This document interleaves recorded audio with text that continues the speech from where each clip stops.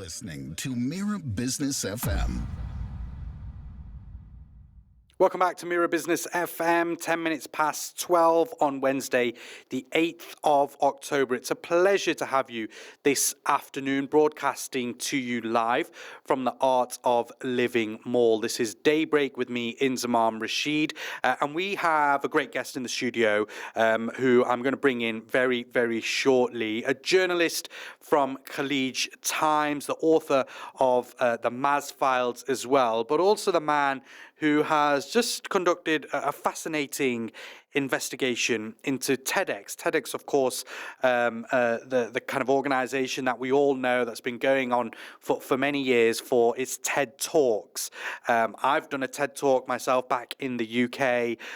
Many people around the world, some big names have conducted TED Talks. And here in Dubai, a TEDx event was due to take place later this year. But as a result of a Khaleej Times report and investigation, that has now been cancelled. And we'll understand more as to why that is. Mazhar Farooqui, senior editor at the Khaleej Times, and of course, the author of the Mazz files, joins us in the studio here at Mira Business FM. Mazhar, it's a pleasure to see you in the flesh. When we spoke to you last time, we were over Zoom and technology. Now it's good to see you, and thank you for joining us. Tell us a bit about this story. How on earth did it come out? What's the crux of this TEDx story? So it's quite fascinating. I mean, if you look at the sheer brilliance of it, so these fraudsters flew from India, came to Dubai, and then kind of baited several big corporate groups, HR heads, professionals, and approached them and convinced them to appear in a TED event happening on October 16th. Now, TED events are great, but how these guys pitched it, they had glossy brochures. They went around meeting individuals and said, this is your global ticket to fame. And of course, it came with a price. So they had multiple packages. The ultimate package went up to $25,000, and that guaranteed you, listings, coverage in newspapers, including my own newspaper, Khaleej Times, which was quite funny. Talk shows, and as well as guaranteed coverage on TED's YouTube platform.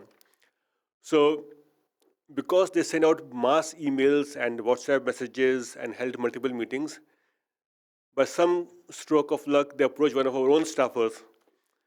And he said to me, look, Mazz, this is an event happening and they're asking for money. So I was intrigued. I mean, TED doesn't actually, they don't charge money for it. So I called up the hotel and said, yes, we have a booking on the 16th of October, which is just next week, for an event. So, okay, let us get into it. So we set up a kind of like a trap, I would say, but that's how journalism works here. So this colleague of mine told them that, look, I'm very busy, but I'm going to put my manager on the job and he will communicate with you. So they formed a WhatsApp group between me, these scammers, and my colleague Ahmed Nokari. And then they exchanged details, brochures, and we played along. And they even sent us a payment link that you have to pay this money to book your slot because they're going away very quickly. So we asked them who else have confirmed, and they mentioned several big names. Like? I mean, it's not proper to name them, but they were very big individuals from Dubai, professionals. So they were individuals as opposed to companies? Individuals who had paid money to appear on this show. So we called them and they were embarrassed to admit to it. So, but then when we wrote to TED to get a confirmation, they were absolutely horrified. So they sent out a bunch of emails saying that we don't know these, we don't charge money, and any event that is being done, they're asking for money. It's a fraud. So they send out a whole rule book and what it entails, and said in clear terms that any event that entails money, like a fees, they're going to cancel it and have the license revoked. But of course, we did not tell these people. So we played along, and one of these days, we set up a meeting, said, okay, we are okay to pay the money. So I had to pay, I think, around $4,000 or something to book a slot. And there was a whole payment term, 50% advance, 50% after the event. So, but I wanted to meet these guys in, face to face. So we said, okay, so me as the manager of my boss, will come and meet you guys. So we set up a meeting last Friday, I think, at a mall in Dubai. And sure enough, these guys turned up and they were very cocky and said, this is the terms and condition. And they considered me as a manager who was just to, follow what the boss says. And I played along. I said, yeah, my boss has said this. Where do we send the money? So for me as a journalist, I need to understand, how deep it is. And then they mentioned names of individuals where the event is taking place. But what stunned me is that these individuals were very young. I expected someone old, but they were very, very young. And then when they said that they will be guaranteeing public coverage in newspapers like the Khaleej Times, I just couldn't stop myself. I said, look, there's a bit of a concern here. What is the concern? I said, look, my name is Mazhar Farooqui. I'm a journalist for the same newspaper and this is what you guys have said on record. Stunned silence. Really? Stunned silence. And then what they did was something quite comical as well as embarrassing. So this guy who was the boss of this TED event, he stood up and then fell on my feet. So, I didn't know what to do. I said, what are you guys doing? Yeah, in the middle of a mall? In the middle of a mall, in the coffee shop. And this is an open area in the coffee shop. And I said, look, guys, you can't, do this. He said, no, please, don't report about us and let us settle this. And we're charging $25,000 from your client. We can, negotiate. I said, this is not how we work. It works. We cannot do this. What can you do to stop this event? I said, we cannot, not write about it. We'll have to write about it. Our lives will be ruined. We are from good families. This is our first scam. I said, this is our first scam. This is what they said. It's our first scam. And we have come from very good families. I said, you guys went ahead to book a hotel, get a TED license, and then managed to collect money from so many people. So in no way this group that are from India were affiliated with TED at all, or these TED Talks that take place? So in a way, how TED works is that anyone can host an event. Sure. So they told TED that they're hosting an event, but they did not tell TED that they would be charging money for it. So TED was aware of the event, but not the fact that it's all paid for. So what was the response from TED, which is obviously a world-renowned company with huge kind of credibility as well? Absolutely. They were absolutely horrified. They said, they wrote to us, and then we had a bunch of emails from the legal department asking us to share screenshots, the payment, who took the payment, and all of that. So we told these guys, look, they were worried that we were going to call the police and report them. So as we were talking, his eyes was darting around. He said, why are you looking up? He said, no, we're looking for the police. I said, no, there's no police coming here. We are just journalists. We're not going to hand you to the police. But he was very, very afraid.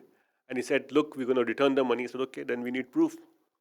And then over the next 24 hours or maybe 12 hours, they sent us screenshots of individuals whom they had taken money, and the amount raised from $3,000 to $4,000. And when they called all of these individuals to check if they have actually got the money, some of them had, and some of them had not, because it took up some time for them to reflect in their account. And then we found out the same day that we ran the article, these individuals fled the country. Wow. In the copy, we wrote return to their country, but actually they ran away from here, fearing action. And then TED, of course, wrote to us saying that they have taken object. And then the event has been cancelled, and the license of this company has been revoked.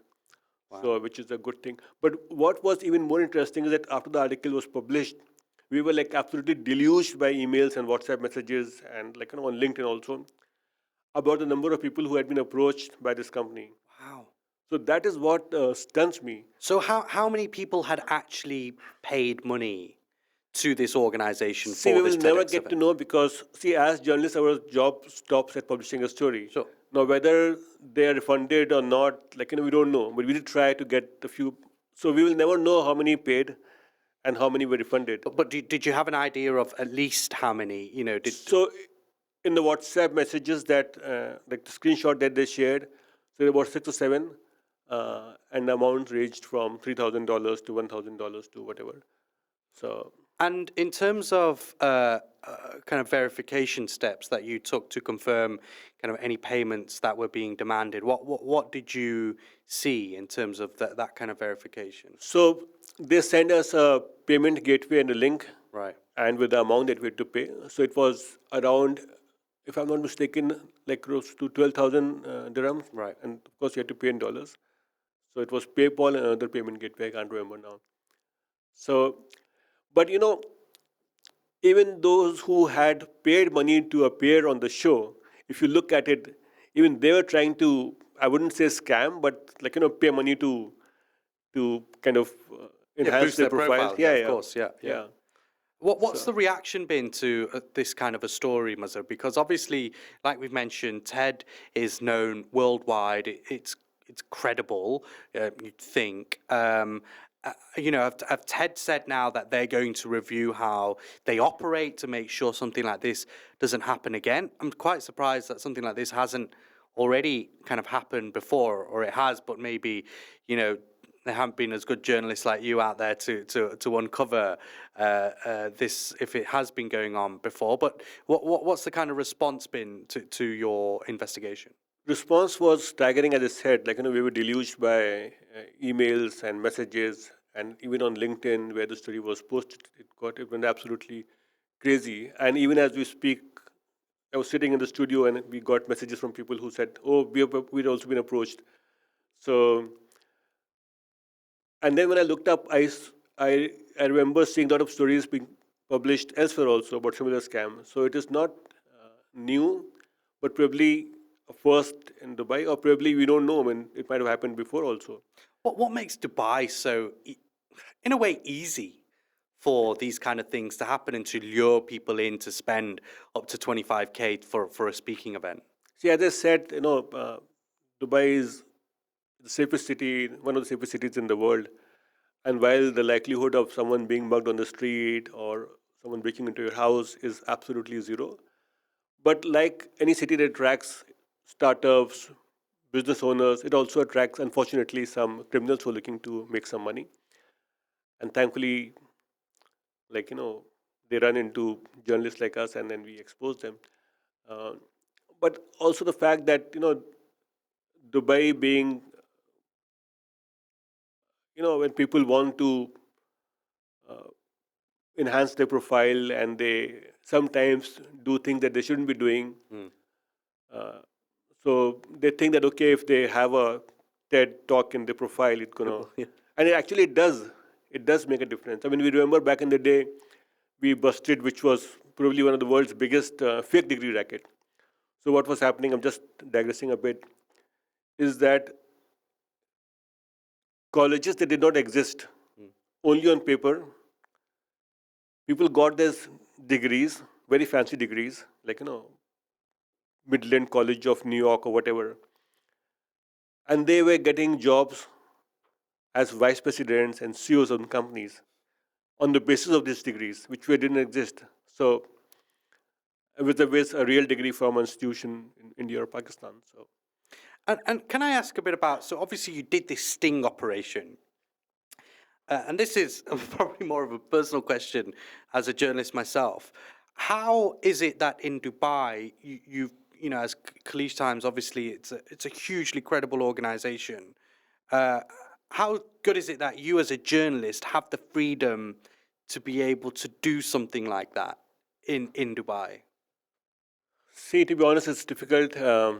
It is not that easy because, but sometimes, I mean, you have to do this. There is no other way you can expose these. I mean, personally, I'm very opposed to doing sting operations and undercover stories. I mean, that's not how a journalist should work. But there is no other way sometimes. So even if, as much as you don't want to, you have to do it. And thankfully, in this story, I didn't have the time to reflect on it. They said, "Oh, we want to meet." I said, "Okay, let's meet." And then we went there, and then it happened. Yeah. So we did not do any recording or had any spy cameras or anything, because that Sure. is not the correct thing to do. Probably in the West they would have done it, but we don't do that. But here you could build up enough information just from conversations, WhatsApp messages, to expose these people. So this event that they were supposed to host was at a 5-star hotel in the Marina. You said that it had some pretty high-profile names that have paid a lot of money to talk at the event as well. It was supposed to take place on the 16th of October. That is now completely cancelled. Absolutely, yeah. TED have revoked the license of this company.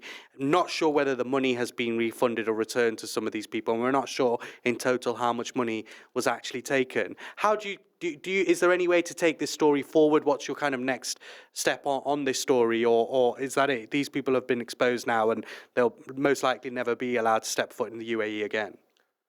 I mean, we have had instances with vanity awards. That's another big thing that happens here all the time, where you pay money and you get an award.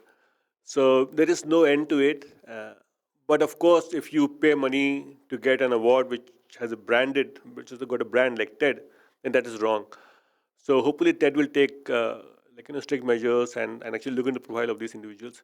What also appalls me is that how people on visit visas were able to host an event, book. Yeah, how did they manage to get the license I don't know. to do an event?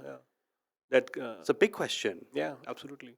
Look, Mazhar, a fascinating investigation. Thank you for the work that you've done on it, you and your team, conducting this sting operation, getting to the bottom of essentially fraudsters trying to fraud people of the UAE. Yes, spending a bit of money trying to boost your profile. I don't kind of see any harm in that. I think it's a done thing. It happens.